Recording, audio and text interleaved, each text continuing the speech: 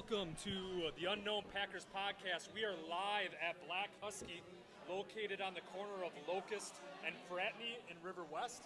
This is our first time live and in person. We want to thank Tim and Tony. We want to thank our alderman Nick Kovacs, and then I'm Bryce Christensen. Jeremiah Wayman. So thank you for tuning in. We've got a little intimate setting right now. It's like Christmas Eve or Christmas Day. So come by the fire, we'll roast some chestnuts, and we'll talk about the Green Bay Packers. So a little bit about us and who we are is I love listening to podcasts. We love the Packers, and we figured it'd be a perfect marriage between the two. So we've been collaborating since December, and then we went live, or we started streaming our podcast 8 weeks ago. 8 weeks ago. So we've got Week number 8 here. 8 hours of ridiculous coverage of the Green Bay Packers. And we look forward to being the bearded duo for the foreseeable future. So a little quick recap is that we had the NFL Draft on tap. We did a 3-part series where we did a prospect spotlight of who we thought the Packers would look at number 29 and who we thought the biggest needs were. We'll run down that a little bit. We're also going to focus on the Packers pick at 29. Also trends with Ted Thompson, what he's done in the first round and second round, and it usually correlates with biggest need or looking at pending free agent contracts that they might not be able to re-sign. And then we'll also look at the unique offseason of all these acquisitions that have shored up our team. And get to your theory of our Elliot Wolf as our ongoing acting theory, GM. Our ongoing theory of Your ongoing theory. Elliot Wolf is our GM. So let's get down to the nitty-gritty. Who had you already recapped as players that we wanted in number 29 for the first round? So I think just right off the bat, I think I'd said multiple times, cornerback. I think that's our biggest area of need. I've kind of highlighted it a few times. There is a lot of correlation, I know, between pass rush and the secondary, obviously. But I feel like our pass rush last year, we actually ranked 6th in sacks in the league, which I think a lot of that, garbage time, us with the lead, so maybe that's a little misleading. But I still think just the overall lackluster play of our cornerbacks, I feel like there's some talent there at the end of the first round that I think would be a valuable addition to the Packers team. So right from there, Chidobe Awuzie. I mean, you got me turned on to it from one of your draft spotlights. Yeah, I think that was that was that first part. He's a cornerback from Colorado. He's looking at a day 2 guy, second round guy, but he's also creeping into that first round. He reminds me of that Charles Woodson kind of meets. I mean, you have the ceiling of Charles Woodson, and then you have the floor of Micah Hyde. And I see a guy in between there. Will he be a defensive MVP? No. But I think he brings swagger. I think he brings intensity that we desperately need at that position, especially when you have guys that are still trying to learn the position like Quentin Rollins and Demarius Randall. And I don't know if they have that tenacity. That's what I'm looking for in the defense, is just some meanness. Yeah. And I think Chidobe Awuzie definitely brings that to the table. Who else did you also spotlight in part 2 and part 3? Oh, as far as spotlighting, oh man. Because we did Chidobe Awuzie. You did Quincy Wilson. Quincy Wilson from Florida. Yep. I think one of those I did do. Oh, one of them I said trade up for Hassan Reddick. Hassan Reddick, okay. And if that, based on now what I'm looking at, he's going in the top 15. Yeah. But I still think he'd be worth a look. If that's something that we could pull off, I think he's he'd be a immediate impact player. Absolutely. Now, so the NFL draft is upon us. We are roughly 25 minutes away with Cleveland Browns selection. Hopefully they take Myles Garrett. Probably a joke. It might be a joke. I don't know. And so, obviously, we're here 7 to 8 at Black Husky, and then we will be going live later on tonight with the 29th selection. Immediately, right after the selection, we'll talk about the pick, or if they trade out of that 29 pick, we'll talk about possibilities of who they might select in day 2.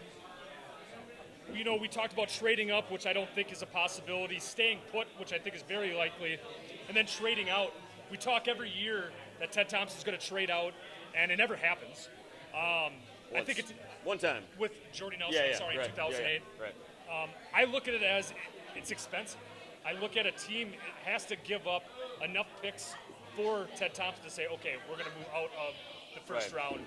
And every year he's in the same position at 25, 27, 29. So you know that he's getting calls every single year, Yep. seeing what they can do to make a trade. And so I personally think they stay at 29. While I think cornerback is in need, I want to talk a little bit about some trends that I noticed 2014, 2015, and 2016. It's no fancy algorithm, so if I disappointed some people, if they thought I was going to go all John Nash, I'm not going to do that. I just did a little bit of research, and I just saw, actually I did, maybe it's a little bit of John Nash. I saw some dots connecting. So in 2014, Clinton Dix falls. He shouldn't have fallen to us to the 16th pick. That is when we. I actually just saw today that Calvin Pryor actually got taken before Yeah. Went to the Clinton Jets. Dix. Yeah, and he's completely nothing. Like Exactly. complete. Yeah, Well, he's that's a kind of hard crazy. man. Yep. So in 2014, we were still looking for Nick Collins' replacement. We already had Morgan Burnett, and MD Jennings was gone, and then we lost Chris Banjo as well. Nothing. They're not exciting names. No. But No. they addressed a need immediately at safety. Damn, Chris Banjo. And then in the second round, we took Devontae Adams in 2014. In 2015 is when we had Jordy Nelson and Randall Cobb with expiring contracts. We didn't know if we were going to re-sign both of them, so Devontae fit that need. You look at 2015, and we took Demarius Randall, Quentin Rollins. We lost Tremont Williams to the Browns. We Casey lost Hayward. Nope, that was last year. Oh yeah. And then we lost Devon House to Jackson. Oh right. Last year, the surprising retirement of BJ Raji, and then pending contracts with David Bakhtiari, Sitton, Lang, Shredder, and then also Balaga had never stayed healthy, which made us trade up our 4th and 7th round picks and trade up 9 spots to take Jason Spriggs. So while I know a lot of people think, oh, Jason Spriggs, that was a terrible pick, they were looking at it as, do we not re-sign Bakhtiari? Is Balaga going to stay healthy? And so at Cheesehead TV with Brian Caribou, he talks about that the long-term plan is that once Spriggs is ready at tackle, they're going to move Bakhtiari at guard, and Spriggs is going to be tackle, and then you have all universe Bakhtiari at guard, and then you have Spriggs at tackle. So, with all that being said, all this long-winded jibber-jabber, you look at these trends, and you look at, right now with the 2017 pick, I look at pass rush as being the most inevitable pick that they need to address. One being that they're losing 1,100 snaps with Dayton Jones and Julius Peppers. So you have Jaron Elliott and Kyler Fackrell trying to pick up 1,100 snaps. Granted, Peppers played half of the time, but he still had 7.5 sacks. Dayton Jones was second in pressures. I think he had like 31 pressures. We should have re-signed him for that, $3.5 million contract. Yeah. So I look at all these trends, and with that being said, what's the biggest need then? We lose Sam Shields, and we lose And Micah Micah Hyde. So obviously cornerback slot. Yep. We lose Eddie Lacy and Starks, so running back is an issue. But we have Ty Montgomery, Christian Michael, Don Jackson. Yep. And then we lose Peppers and we lose Dayton Jones. And then you have to think that, is Clay Matthews going to be inside? Is he going to be 50% of what he used to be? Is Nick Perry going to be that bona fide stud? So I look at it as how short up a big deficiency.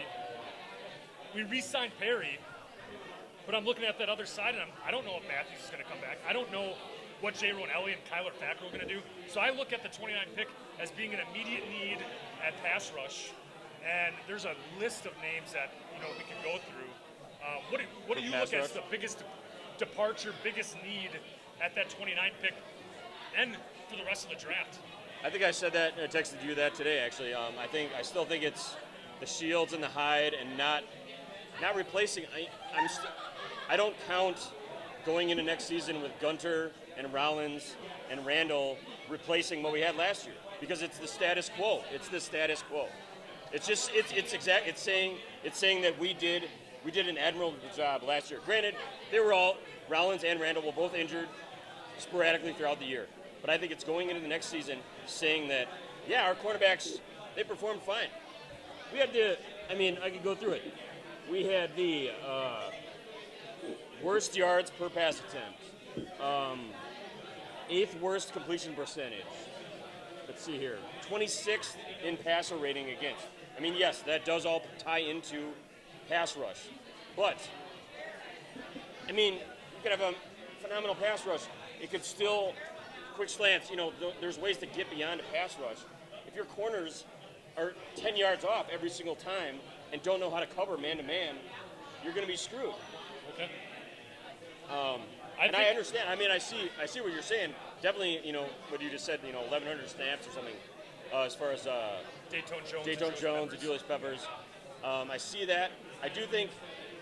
I mean, I look at the cornerback as being such a deep position this year, where you can get guys in the second and third, and then you can get a bona fide. I feel the same way about the defensive or edge rusher, though. Man, I think there's a bigger drop off with defensive end. But you're talking about taking Derek Rivers, who's mocked at like the second or third round. You're talking about taking him in the first, Absolutely. Which is a Ted Thompson move, taking guys that are rated way lower and jumping for them, taking them a little higher. Kenny Clark, a la, I would say. I don't think he was rated necessarily as a first round pick. He was mocked in the first. Bob McGinn picked him. One guy, Yeah. I think one, But maybe a couple at the guys. same time, it's not something that's so far-fetched where, I mean, like you said, Chidobe Awuzie was a day one pick, and then now he might be a day two or he might be a day three. And Yeah. so I look at it being so deep that it's hard to say. I mean, I think the reason why Derek Rivers is not getting more publicity is because he went to Youngstown State. Yep. I look at him as making a DeMarcus Ware type of impact immediately. The dude had like, I can't regurgitate the stats, but Have you looked at his counterpart? yeah, who's being mocked? I just in, like, looked at the it 6th or today. 7th round. Yeah.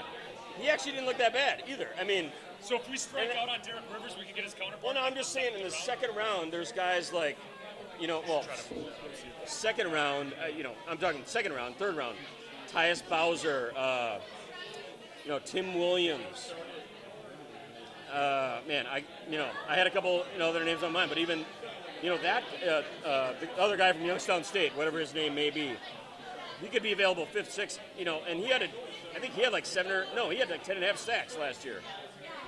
And again, it's Youngstown State, but Well, I guess now that begs me to ask the question is, so what names do you look at in that first round? Because the top name that I look at right now is Reuben Foster.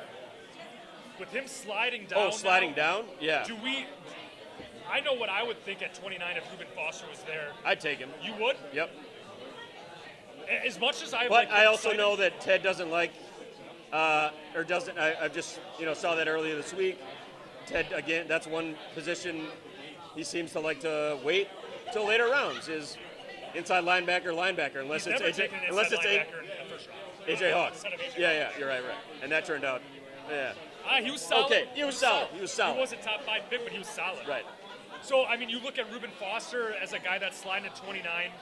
He's a guy that I want to keep an eye on. So, when you're looking at the draft, and obviously it's a long wait for number 29, I look at as there are 5 names that I'm looking at. One of them's Reuben Foster. The other one's T.J. Watt. The other one is Forrest Lamb. Okay. The other one is Kevin King. And the last one is Joe Mixon. And we have our special guest, Nice. Gabe Thrilson, All right. DDS. So What, those are 5 guys that I'm looking at. So while you guys are all watching us, these are the 5 guys that I'm thinking of. Reuben Foster, T.J. Watt, Forrest Lamp, Kevin King, and Joe Mixon. Granted, I want Derek Rivers in the first round. I want an edge guy in the first round. But those are 5 names that I'm really curious about. All right. I can throw you. Oh yeah. Actually, before I throw you my 5 that I was thinking about, what are your thoughts on T.J. Watt? I feel like he seems to be at least in my mind, he seems kind of. It sounds kind of weird to say a divisive pick, because, I mean, he had a great season in Wisconsin.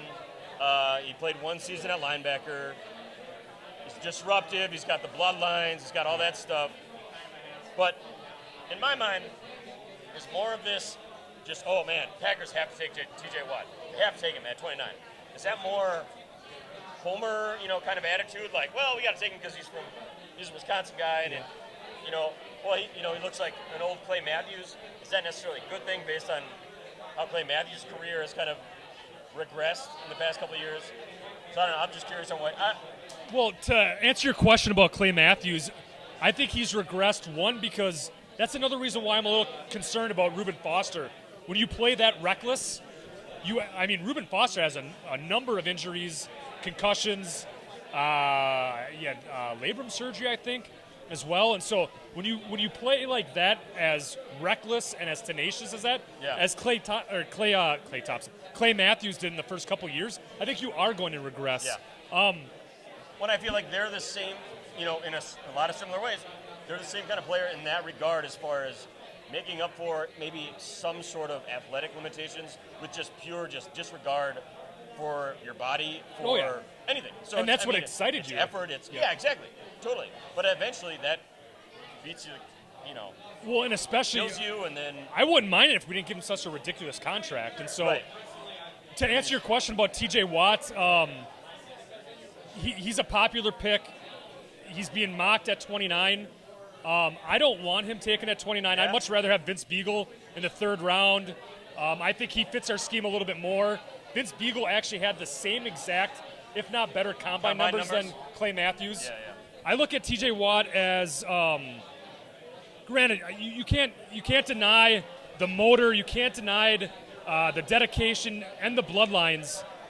But then I look at Ted Thompson being burned with injuries, and the thing that screams out at me with T.J. Watt is that he's got bad knees. And on top of it, if he's going to be a guy that's going to wreak havoc, he's going to take on a lot more punishment. Keep in mind, though, dude's 6'5". He's a big boy. He's going to put on more muscle. Is it a similar story to Clay Matthews where his stock is rising? Maybe. I don't think he has a similar impact. But then again, I could be wrong. But for me, and granted, you prove a good point that I want a guy that's from a small college that could be a second-round draft pick, third-round draft pick. But when you want a guy, you want a guy. And so for me, I just look at Derek Rivers as being a good fit. I like Vince Beagle more in the third round, and I think that we can focus on a cornerback or running back. That's what I was going to say. I think between the two of those guys, Wisconsin boys, I think as far as value, I think Vince Beagle will be a much better value to us in the third, fourth, wherever he's going. He's climbing right now. Third round. I'd much rather take him in the third than take TJ in the first. And hey, it might come back and bite me in the ass and say, wow, all of a sudden TJ Watt is JJ Watt in a couple of years. And I can take that. But I just feel like there's some other guys that are as talented, if not, more physically talented than TJ. Maybe they don't have that motor and I said something on the radio this morning, the white guy thing or something. But it was, I don't know. I'm not sold on him. Would I completely hate Ted Thompson for taking him at 29? Probably not, I don't blame it. Yeah. I think the biggest story on top of who we're going to take at 29, Joe Mixon will probably be there. Are we going to take him? We'll talk about that a little bit later on. We've got about 40 minutes left on our live stream. The team actually that I'm more concerned about is the Dallas Cowboys. They pick up ahead of us in every round, and they have the similar needs. Yeah. And so, they just lost, 3 corners? Okay. Yeah, that's right. Carr. I just know the Packers, baby. I'm pretty sure they lost 3 starting-ish corners. I'm not sure they all, whatever. But I know Carr, I think there was I know there's two starting corners for sure they lost. Because we were big on Byron Jones, and he got snagged. They're looking at Watt could be a fit for them, too. Yep. So like you said, very similar. To answer the question about Watt at 29, I see the excitement. Granted, he's born and raised in Wisconsin, so he's definitely going to give it his all if he gets drafted by the Packers. But there's something with, and I'm a huge Badger fan. Right. But there's something with me that I just see Vince Beagle as a better fit. Yeah. And I look at TJ Watt as more of a project. And personally, maybe I'm being a little naive and thinking that we're going to find an immediate impact at 29. But I want that. I want a guy in 29 that's going to come in and is going to immediately produce and immediately provide impact. And I think so far the only thing that we can definitely agree on is defense. For the most part, I think that immediate impact player needs to be on defense. Absolutely. Just based on, I mean, that's obviously our weakness.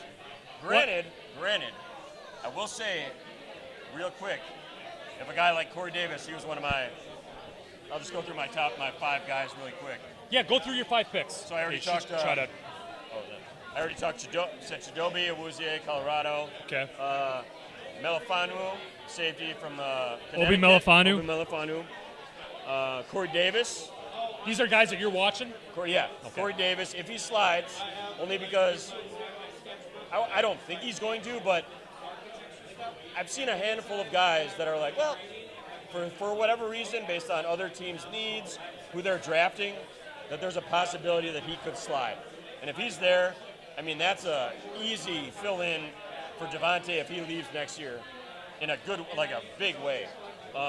And we'll address that about pending 2018 free agents and how that affects our draft, especially with the trends where you look at that first and second round being either immediate needs or they're looking into the future 1 year ahead to see if they're going to fill that need, that redshirt year. Yep. Sorry. And then the other 2 that I had were only Tack McKinley, another guy that I saw in a couple mocks, sliding. And then also Kevin King, which I think we've discussed before based on size and speed. And seems like a, Ted Thompson guy that. And he stood out in the college football playoff where, he made some acrobatic plays. And for a guy that lanky and that quick, and if he can put on a little bit more muscle, he's enticing. And so Bob McGinn and Pete Prisco are, Pete Prisco of CBS Sports, Bob McGinn of the Milwaukee Journal-Sentinel. They've hit on the first-round draft picks numerous times for the Packers. I think Pete Prisco hit on Justin Harrell, surprisingly, and Nick Perry. Nice. Bob McGinn hit on Kenny Clark last year. Okay. So this year, Bob McGinn has the Packers taking Kevin King. Yep. And then, trying to think who they had at, who Pete Prisco had. I want to say, I thought, line? Yeah, I thought it was. Was it McDowell? Jordan Willis. Oh, Jordan Willis. Jordan Willis, linebacker out of Kansas State. He's a guy. So, I picked 5 guys that I don't know where they're going to fall. Right. But it's so enticing to see if they start to fall, what Ted Thompson does at 29. If Reuben Foster's there at 29, if Joe Mixon's there at 29. I'm excited to see. I think they stay put. Did you round out your top 5? Yeah. I just ended up there with Tack McKinley and Kevin King. Okay. So I had Awuzie, Melifanu, Corey Davis if he's there somehow, Tack McKinley, and then Kevin King. All right. And most of the time I wasn't even looking at Kevin King because I think every single mock I saw he was going to Seattle. Yep. So and that still could be the case. He also comps as a Richard Sherman type of player. He outperformed Richard Sherman in the combine. Yep. He's got the same size and tangibles as well. So you read who knows what's going to happen with Richard Sherman still. And if you thought, when Richard Sherman was garnering, trade interest or there's trade talk, and a lot of Packer fans were talking about us trading for Richard Sherman. Yeah. Well, you look at a younger Richard Sherman possibly and Kevin King at 29. So that's where I look at, if you don't take an edge rusher, then I'm fine taking Kevin King. But I look at all those other, Awuzie and Kevin King are those 2 cornerbacks where I feel they're difference makers. Yeah. Whereas, Gary and Conley's probably going to fall to the 3rd now. He might not even get drafted. Packers aren't going to touch him. No. And then, you look at Humphrey, you look at Quincy Wilson, Adoree Jackson. I think those are guys that you can get later. I'm a big fan of Shaquille Griffin in the 3rd from Central Florida. He had the best 3-cone time, which talks about body control and recovery speed, which we obviously lack at the cornerback position. Yeah. So, we've already talked about Packers at 29. Actually, no, we've talked about our 5 guys that we are interested in seeing who fall. You said Awuzie at 29. Who are other guys that you would like to see at 29? I guess you just highlighted, I think Quincy Wilson. I could see a Charles Harris kind of guy. So you're not just strictly cornerback in the first round. No, not necessarily. I think it depends on who's there. I mean, if there's guys that, like Takk McKinley, I mean, he's being projected, the 20s, but then I've seen mocks where he slides or, stuff like that for whatever reason.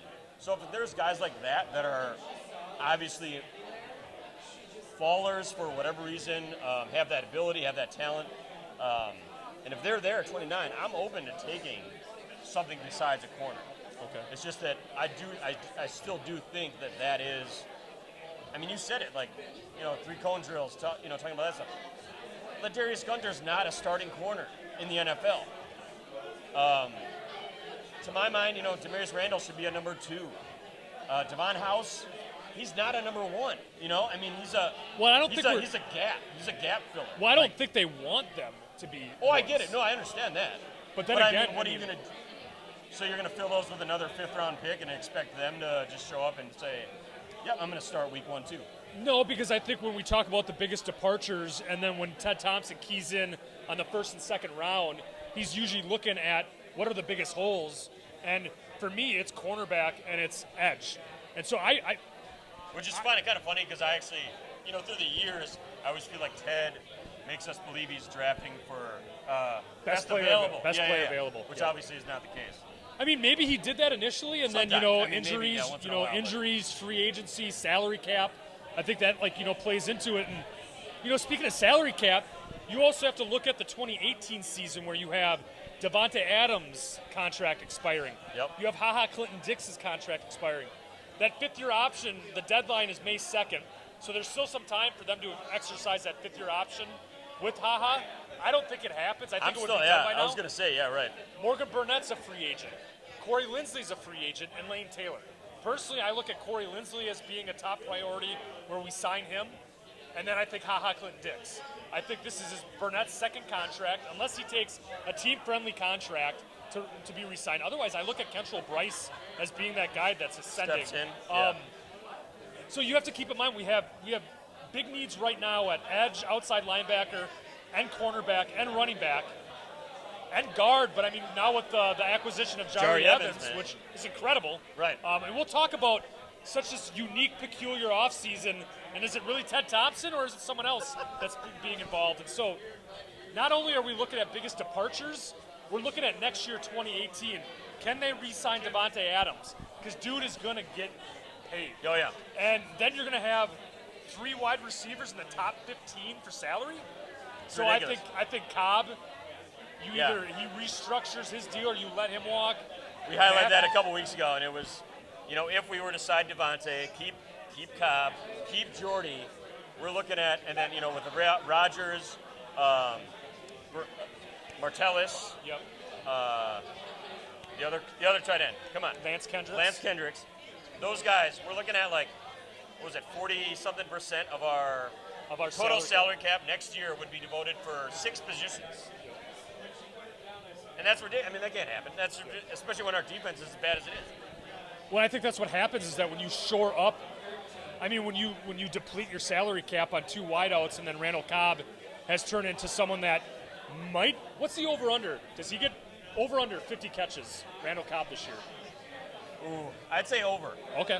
I think I'm going under. I think he's still got something left. I think with that 2 tight end set, I think he gets phased out. I mean, McCarthy loves him, so I could see Cobb taking a big. I did see it was a replay of just a sweet kick return he had in New his Orleans. rookie year. New Orleans. I was at that game. That was that was sexy. But that speed. And then that speed is gone. That speed is not there. It's completely gone. So keep in mind with our with this, they've got 8 draft picks. We've got 2 compensatory. We've got 1 compensatory pick in the 5th round, but we've got 2 5th-round draft picks. Keep in mind that we're going to have obviously we'll draft a guard later in the draft. We'll draft a running back to complement tackle because then we'll switch to the guard. To be a guard. Yep. Yeah. You look at running back as being a need to complement Ty Montgomery, edge, and then cornerback. And then you also have to look at, I don't think they re-signed Devontae Adams, so you're looking at a wideout. Yep. So at 29, future, you could even take a wideout. I'm just glad that we just do this freaking podcast and our jobs aren't on the line. Whereas Ted Thompson, his job's on the line. He's got to make these selections. Not really, because he's only got 1 year left. Or he's already out. done anyway. He's already phased out, and it's Elliott Wolf time. So that actually, like, let's address the elephant in the room right now. I think Elliot Wolf is acting as general manager right now. I've said this day one. I'll say it again. I'll keep it short. But you look at such a peculiar offseason right now with all these acquisitions. Ted Thompson has always gone into the draft shoring up those holes through the draft. He's expecting immediate impact players in the draft in third, fourth, fifth rounds. And now you sign Martellus Bennett and Lance Kendricks day 2 of free agency, which has never happened. They're always waiting for bargains. You bring back House, you re-sign Ricky Jean-Francois, and now you sign Ricky Jean-Francois, and then you sign Jari Evans a day before the draft. That's not Ted Thompson. That's Elliot Wolf, or it's very reminiscent to Ron Wolf. Yeah. Ron Wolf would draft and develop, but then if he knew that there were holes that he couldn't get in the draft and that were immediate, he picked them up. Ted Thompson doesn't do that. Yeah. Elliot Wolf does, which is why I think that Ted Thompson's contract his contract is done 2018 next year after the draft. I think he's already being phased out, and Elliot Wolf has a lot more say right now. So tonight in that war room, it's Elliot Wolf time, baby. Wolfpack Part 2, and I'm excited because I think that when you're looking at our wives just came in. I think that when you're looking at the 29 pick, I think it could get interesting, where you could actually go Jay Jones, wide receiver. Dude had 158 receptions in 12 games. That just screams Packers. And so I don't think they re-signed Devontae Adams. I think they See moved. a lot of yak, a lot of good yards after the catch. Oh, that's Thompson's. Yeah. Or Elliot Wolf. Yeah. But I think Jordy Nelson goes into the slot more. Gmo is too slow to be reliable on the outside. Devontae's going to command a bunch of money, so I think you need an outside, perimeter receiver. Yep. So I could see them taking a wide receiver early. Then again, so that's where it gets all confusing, is that do you address needs in 2018? Because they shored up a lot of their holes through these, they're not big names, but they're key free agent signings that I don't love put a lot of them. I love pressure them. on rookies. Especially even just the Jari Evans one. I mean, guy's 30, 34, 32? But, he's was he 4-time Pro Bowler? No, 6-time Pro Bowler, 4-time All-Pro. 5-time, I think. 5-time All-Pro? I'm nitpicking. Oh, sorry, buddy. Yeah. But to pick up a guy like that, I don't know what his contract is. I know I think it's 1 year, 2 Yeah, years. team friendly. I think it's I don't know. I I'm don't know assuming. the statistics. Right. But it allows us to, let a couple of those guys that are either on our roster right now, or that that we pick up in the 4th, 5th, 6th round this draft, to grow and not force them into starting, this year. Well, and I think that acquisition makes me think that they don't take a guard in that 4th, 5th round. I think they wait to that 5th, 6th round, and I think you're looking at edge, corner, running back, wide receiver as being that focal point. Then again, maybe they do re-sign Devontae Adams and they let Lindsley go because they clearly don't value offensive linemen. Yeah. So maybe they let him go, and so when we drafted Corey Lindsley, we lost Evan Dietrich Smith that year. Yep. So look at We had Jeff Saturday for half the year, or a absolutely. couple of games, not even half the year. I don't know.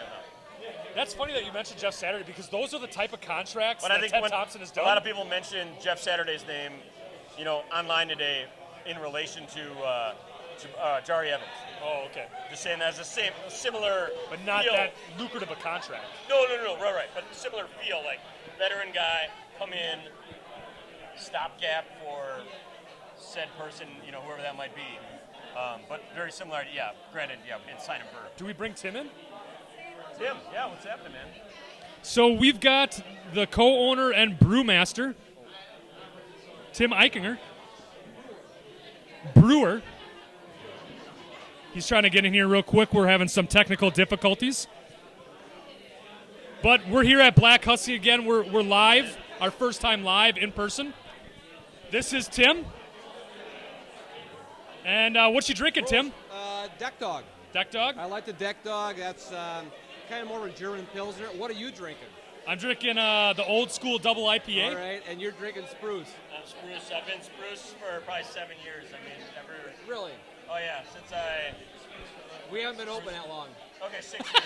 Okay, all right. Our first time Whenever you first were streaming, and we're available, embarrassing them. Downer yeah, Liquor? No, yeah. Sugar Maple. Sugar Maple. Sugar Maple was one of our first accounts. Yep, first time ever had it at Sugar Maple. Maybe 6 years ago. Yeah, probably 6 years ago. Fell in love with it. Moved down to Nashville. Anytime any family member came down to Nashville, I was like, just bring me a case of spruce. That's all I want. A case of spruce is at the pricey beer. That didn't matter. Yeah. But then again, he thought you'd been brewing for about 7 years, so it's probably not a case. Yeah, exactly. Yeah, He caught a muskie when actually it was a perch. Right. There's probably 2 cases. the numbers may not be that accurate. So, we're talking about the draft, obviously, with the NFL draft underway right now, actually. We're about 6 minutes in with the NFL draft. Obviously, the Packers are going to select at midnight tonight. And I'm wondering, at the 29th pick, you've been talking about Joe Mixon a lot. I know you're a big fan. I have not. I'm wondering if you're a big fan of Joe so Mixon. I don't know anything about the draft right now. I don't have time to play grab ass with people to figure out what's going on. We don't swear on this podcast. Now we do. Ass is not swearing, is it? No. It's on TV. Well, it's in the Bible. Right. No, it's on there. So are we regurgitating the Bible then? I can. Do we if you want to? like. I mean, Okay. We can do that. We could part the Red Sea. It's not today. I mean, on a good day, if I rest a couple days, I could probably do that. but Get not some right beauty now. sleep. No, but I haven't really. I mean, like listening to you guys and Nick Kovac and stuff. I mean, you guys are obviously have nothing else to do Yep. other than sit on the internet and Yeah, we're virgins. just do that all day long. But And we're not- married. Yeah. So that's even weirder. It is weird, but My wife is pregnant, so I don't know how that happened. Yeah. More biblical stuff there, I guess. Yeah, exactly. The virgin Immaculate birth. conception. Well, yeah. That brings us right back to football, doesn't it? The Immaculate reception. Oh, Yeah, There's a little man. bit of history There we there. go. Okay. But no, it's amazing what the NFL has done with the draft because it is the most boring thing to watch in the world, and yet we're all sitting here on pins and needles seeing who's going to do what. But I'll be interested to see how things are going to go because ESPN laid off all their experts. Yeah, So that carnage. Yeah. So now, so now, how do you make that broadcast the least bit interesting? Because the only thing you got 7 people sitting around talking. We got 3. Yep. How entertaining do you think this is? I don't know. Ridiculous. I think it's the most. I think it's the best. I mean, we're having a good best time. I have stream- no idea what our fans think of show it right now. in this 1 mile vicinity of River West and Milwaukee. But this is very relevant though. Is that ESPN laid off all these guys who are experts who are making lots and lots of money because it's as interesting to listen to us talk as it is to them. I see. And I think if you look at those guys, their track records, not that great. Their expertise is not that much better than anybody else's that's out there. Right. Yeah, right. And I think that's one of the things. If you listen to Ted Thompson talk, and he's always, those guys are. Ted Thompson's really a dick. He really can be really dismissive to people, but and I think part of that is because he can probably come in here and talk to us and get a high level of expertise as he can talking to Todd McShay.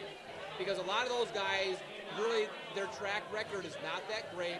They're out there coming out as their experts, but I really don't think that they've probably spent any more time than you guys have. And I don't think they're watching film. I don't necessarily think that they have a real understanding of football. And so I think that's why you're seeing stuff like what you guys are doing more relevant than what ESPN is doing because those guys just aren't. They're not really delivering because the big thing today was Todd McShay talking about Brian Brom was a better Second round draft pick, yeah. Better than Aaron Rodgers. Yeah. Yep. So I mean, how much credibility does he have? Right. Well, I think it's the perfect job. I mean, next to a meteorologist, I think being a draft you can be analyst totally wrong every and getting time. paid for it. But I think the worst thing is that these college players get drafted and then they get scrutinized. I mean, their lives, their work, everything is just put on display. Can I drink on this? Oh yeah. Yeah. Okay. You just can't swear. but you did. That's so hard. No, ass is not swearing. I don't think we have any young, under 13. And I don't think my fans. mother-in-law checks in, so I think we're okay. But you're dodging the question, Tim. Who are we taking at 29? I have no idea. No idea. And actually, that's probably the most sound advice because we're wasting our time honest answer. projecting, and we're probably way off. Here's what it's a bigger question, really. The question is, what are the Packers doing with their team? And I think that what they're really doing is they've never tried to have a good defense. I think at some point they just gave up and said, we're not going to have a good defense, but we've got a quarterback who's outstanding. So why do we want to keep on drafting these defensive players who may or may not be good? If you look at what the Packers are doing this next year, it's going to be throw, because I think a good example of what happens with a team and in a game is the Atlanta game. Is the Packers were in there pretty solid, and then Ripkowski, is that his name? Fumbled going into the end zone, and then there was another play before that where Atlanta fumbled and we didn't recover. Yep. You changed those two plays. Totally different game. Because what's happened is that the game becomes about momentum. Because what happens is people's defenses nowadays are generally so marginal, and offensive players are so great. Plus the way that the rules are set up, that it's really difficult to stay in a game if you fall behind. And then all of a sudden, the offense has momentum. It's throw. The defense is on its heels. The defense can't react to things. But on the other hand, the other example is when the Packers lost to the Seahawks in the NFC Championship. Yeah. They had a great defense. The Seahawks did. Yeah. And they were able to give, 5 interceptions? And they were able to have, because Russell Wilson threw 5 interceptions, and the Packers should have been up by... I think they're only up 16-0 at that point. Right. And then they had a weak special teams, which has always been one of the great things about the Packers. They have no idea what they're doing in special teams under the McCarthy era. Gotten a little better this last couple of years. But what happened was the Seahawks were one of those unique teams that had a quarterback who was hot and cold. But if Aaron Rodgers threw 5 interceptions, You'd be done. yeah. But because our defense can't hold up to that. Oh, no, And the Seahawks were able to do that. So I think that's very unique. And you're going to build your team around defense or around offense. Packers are going to build around offense. So I think this next year, it's all about offense. They're going, as far as the draft goes, they want a pass rusher, because what they're hoping to do is they're hoping to on the corner. On the cornerback side is more about playing defense. You're playing defense. You're keeping the team from actually moving down the field.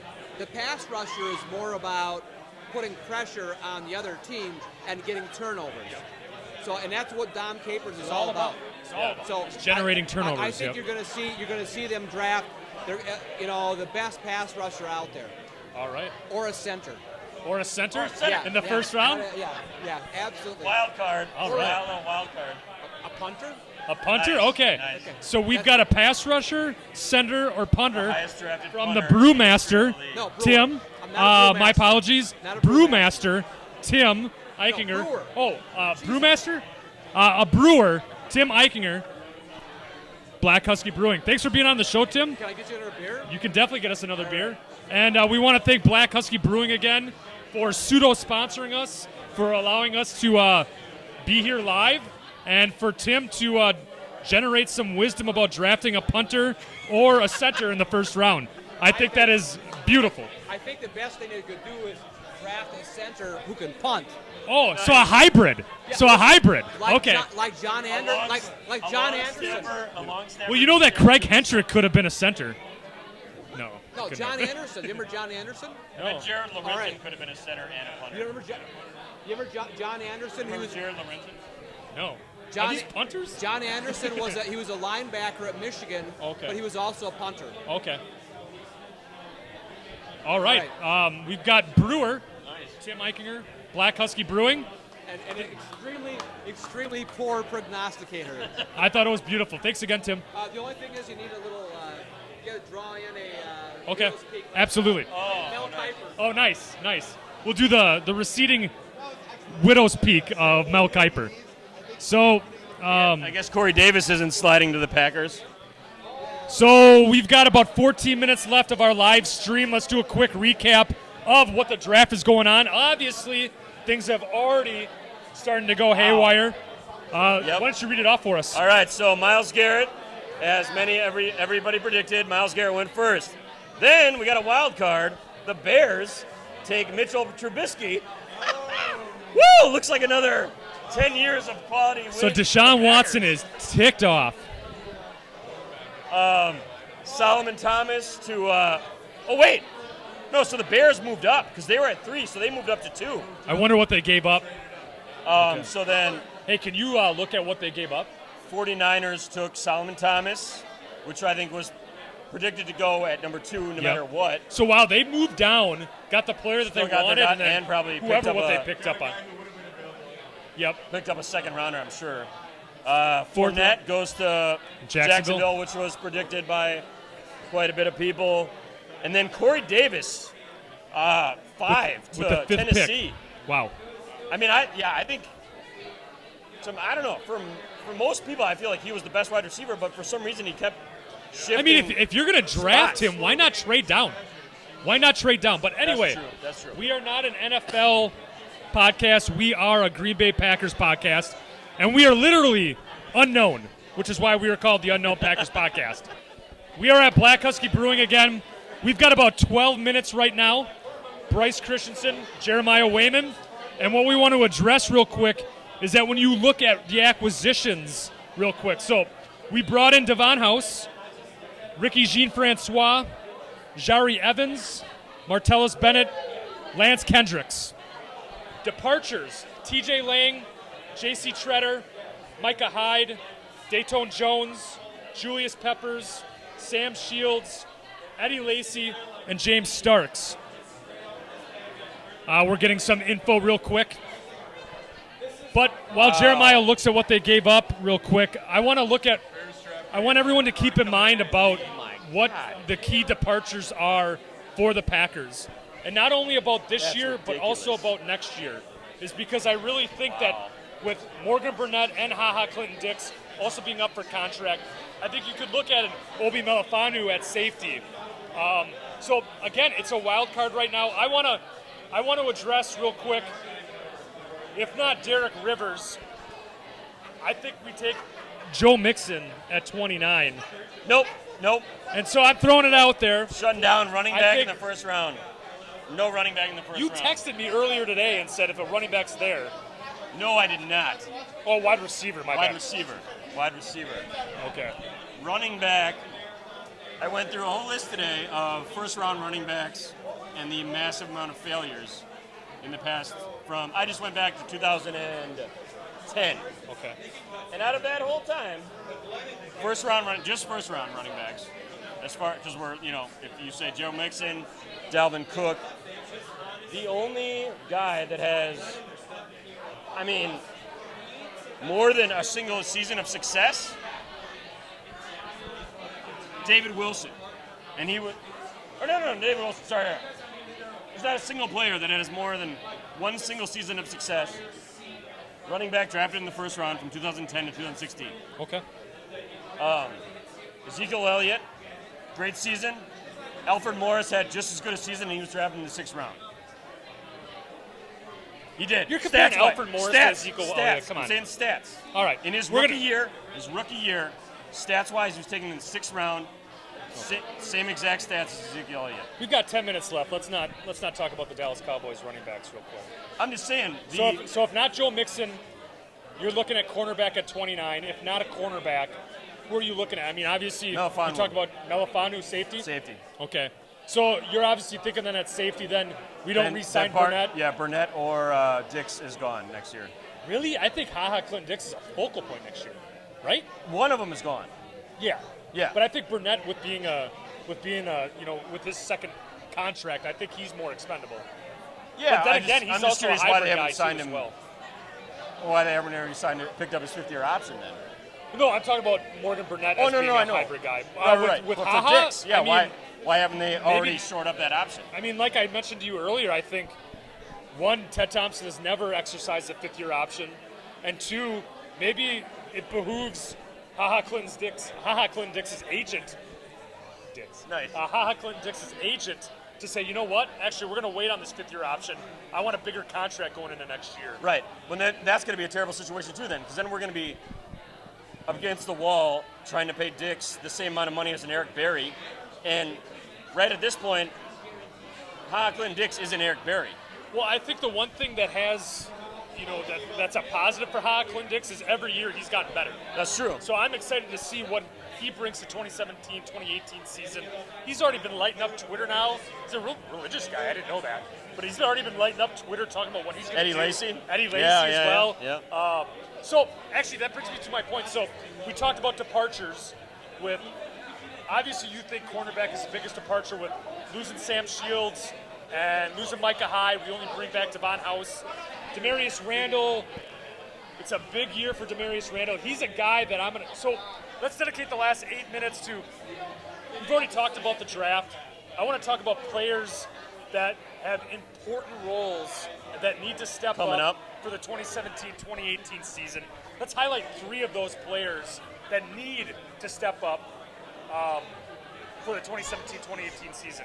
I'll let you go first. Please don't say Jacob Shump or No, I wish he or was Joe Callahan. Joe Callahan for sure. No, obvious one. I think it's been mentioned a bunch of times. Kenny Clark. I think based on how he played at the end of the year last year, if he can continue that kind of trajectory, I think it'd be phenomenal. I think it'd be phenomenal. This guy's a winner. Demarius Randall, just for the fact that how poorly he went from year 1 to year 2. I think that hamstring injury, also he's still learning. He was a safety. He played college baseball, which I'm sick of it. Draft football players. Right. And draft them at that position. Yep. Enough switching it around. There was a guy that, yeah. Anyway, and then So honestly, you got Kenny Clark, you got Demarius Randall.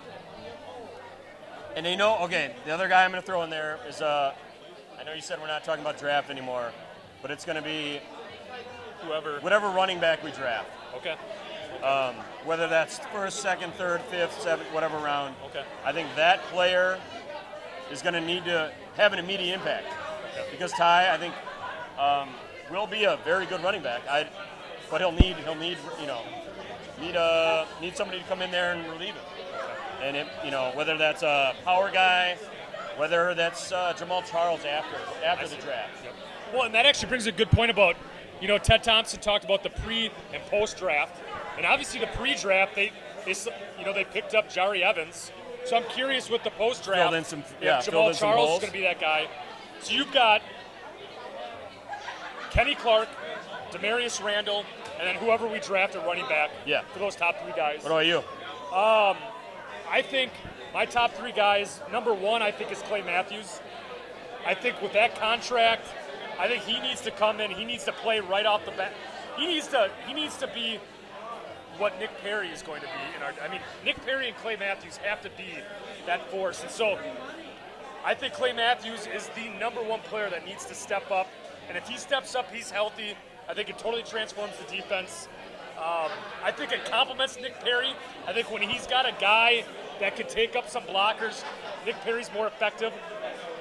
He got paid top dollar to be a bona fide pass rusher. I think he's a good, he had 11.5 sacks last year. I think he's a good pass rusher, but I think he also needs those other guys where he can shed tacklers. Second is Demarius Randall, obviously. Yeah.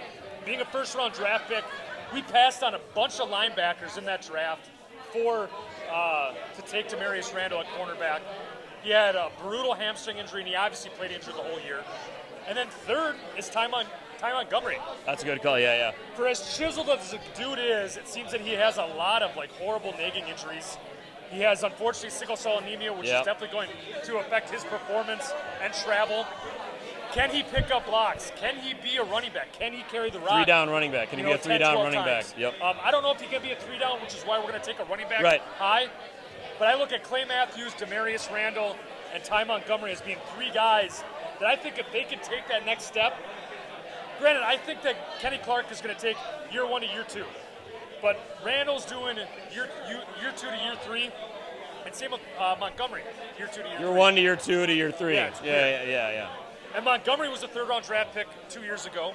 Yep. So that year 3, we've got about 4 minutes left. We want to thank everyone that's out here today supporting us. We got any All you fan unknown Packers fans. questions? We got any fan questions? We got any fan questions? 4 minutes left. All right, we got some police sirens and some hollering. Yes. What's that? I believe they will, yeah. Nice. Is that what they did? They Is that what they traded traded? 3 picks to move up 1 spot. They didn't trade their first pick next year, did they? They traded the 67, 111, and then also another late pick in 2018 to move That's why up they're 1 the Bears. spot. We got about 3 minutes left. Let's cheers to how great the Packers are that don't make these stupid decisions that the Bears do. Yeah, that's.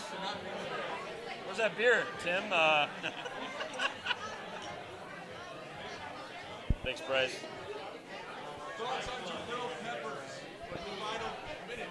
Jabril Peppers, I don't want him. I keep hearing that, he was kind of disguised or covered or kind of hidden in their coverages at Michigan.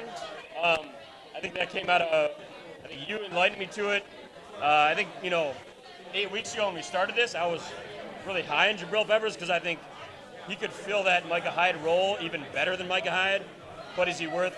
But Micah Hyde was a 5th-round draft pick. Right. No, yeah, exactly. So if you're going to look at replacing Hyde, who I'd rather was have- decent, who just had an incredible 6 or 7 game stretch to obviously get that contract. Right. No, if we're going, If we're looking at defensive backs, secondary, and Peppers, Melifanu, and Awuzie are there, I'd take either Melifanu or Awuzie over Peppers. okay. I just freaked out about 10 minutes ago about how Thompson drafts these guys that only played college football for 1 or 2 years. So maybe TJ Watt will be at 29 because he's only been at that position for a year. What I want is for them to draft a player and have them play that position and be immediate impacts. It puts more pressure on the coaches. It takes 3 or 4 years. Nick Perry is finally living up to his expectations. 6 years after? Right. When we transitioned him, Dayton Jones was finally living up to the expectations of being outside linebacker. We don't need that next year, though. Next year we need Right now. immediate impact. Right now. If not 3, a 4 year. years. And so I look at Jabril Peppers as, you don't know where they're going to put him. You don't know what he's a special teams nightmare. You could put him at safety. You could put him at cornerback. You could put him in like Joe Thomas hybrid role. Punt returner. But Kick you look returner. at when they put him in coverage, he didn't know how to intercept a pass. Yeah. He didn't know how to tackle. So he's just a specimen. He showed that in the combine and So in his pro draft day. him in the 3rd round His if he's tracking there, the fine. ball was horrible. But not in the 1st round. No. And if you come out and say that you're as good as Charles Woodson and you don't even come close to it, Yeah. I don't want you. I don't want no scrubs. The scrubs ain't getting nothing from me. So we got 1 minute left. Any lasting thoughts as we just do our live in person? We'll be. We do it every week, man. We do it every Thursday. Not- we go not live on every Fridays. Thursday, So but follow we it. could do it live every time. Maybe. I think maybe once a month we could do Once that. a month, yeah. So It's not that hard. Yeah. that's a Probably good question. talking about our 1st, 2nd, 3rd, 7 rounds. We'll of the definitely draft. do a draft recap next week. So this is the Unknown Packers podcast. You can follow us on Twitter at Unknown Packers. Like us on Facebook. Search for us at Podomatic, Unknown Packers podcast. Look for the hashtag, The Bearded Duo. I'm Bryce Christensen. Jeremiah Wayman. This is the Unknown Packers podcast.